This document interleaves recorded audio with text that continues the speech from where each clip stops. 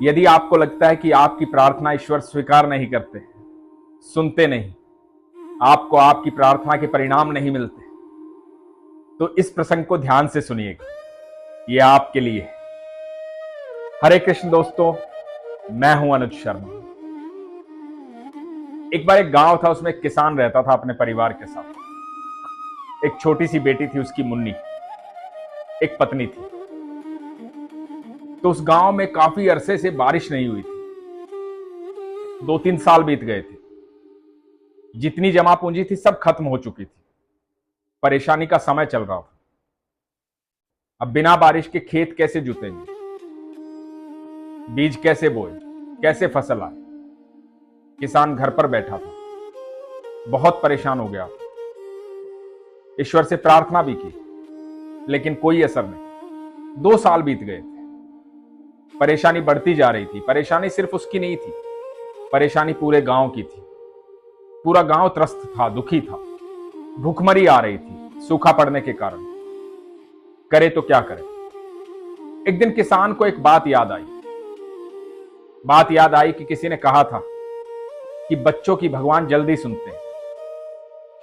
तो उसने सोचा कि ठीक है, आज मुन्नी को बोलता हूं, साथ बैठे पूजा करे, भगवान से प्रार्थना करे, हो सकता है मुन्नी की सुन ले। तो अपनी पत्नी और मुन्नी को बुलाया, अपने घर के मंदिर में बैठे भगवान से प्रार्थना करने लगे। मुन्नी से कहा कि मुन्नी, तू भगवान से प्रार्थना करना, लोग कहते हैं कि बच्चों की भगवान जल्दी सुनते हैं। तो मुन्नी ने कहा, हाँ बाबा, मैं प्रार्थना करूंगी। और प्रार्थना करने लगे। मुन्नी ने मन ही मन कहा कि हे प्रभु, आप तो सारी दुनिया को चलाने वाले हो।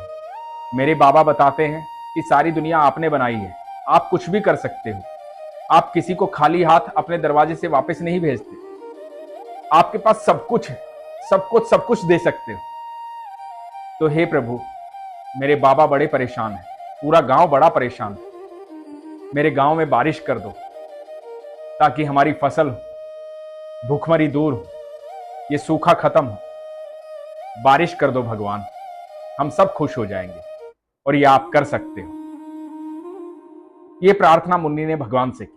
प्रार्थना खत्म करने के बाद किसान पत्नी से और बेटी से ये बोला कि मैं बाहर जाकर आता हूं, थोड़ा घूम फिर कर आता हूं, मन बड़ा उदास है, कब तक ये सब चलता रहेगा। किसान बाहर चला गया। थोड़ा ही दूर गया था, मुन्नी भागी भागी पीछे आई। उसके हाथ में एक छाता था। मुन्नी ने कहा, बाबा, आप बाहर जा रहे हो, छाता तो आपने लिया नहीं। तो किसान ने कहा कि बेटा, छाता किस लिए चाहिए।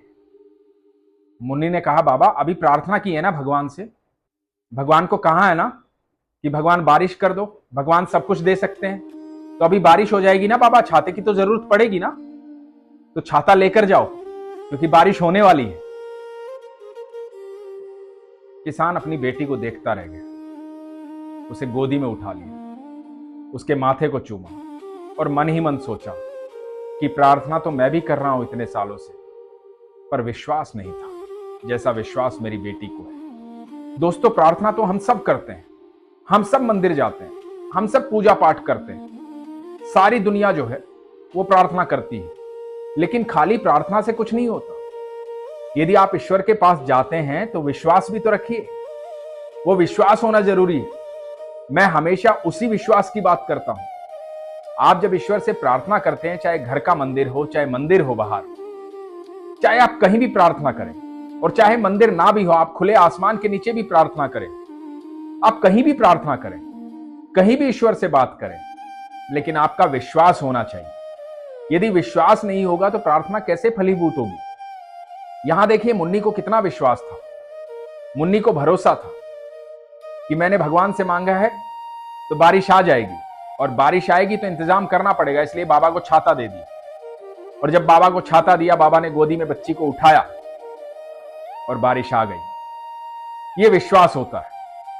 मैं सच कहता हूं, जीवन में कभी हारिए मत, परेशान मत होइए।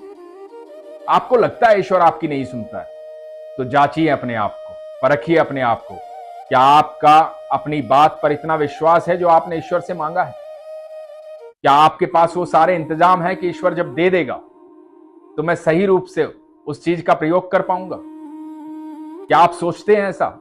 यदि आप सच में जो प्रार्थना करते हैं और उस पर विश्वास रखते हैं तो दोस्तों इंतजाम कीजिए, क्योंकि आपकी प्रार्थना पूरी होने वाली है। ईश्वर आपको देने वाले हैं। बस विश्वास को कायम रखिएगा, विश्वास को कभी कमजोर मत होने दीजिएगा।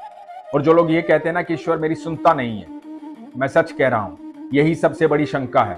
जो विश्वास करते हैं उन्हें शंका नहीं होती है, वो इंतजाम करते हैं। जो ईश्वर से मांगा है उन्हें पता होता है कि उन्हें मिलने वाला है, वो तैयारी करते हैं उस चीज की। तो तैयार हो जाइए, विश्वास को मजबूत रखिए, अपना ख्याल रखिए। हरे कृष्ण।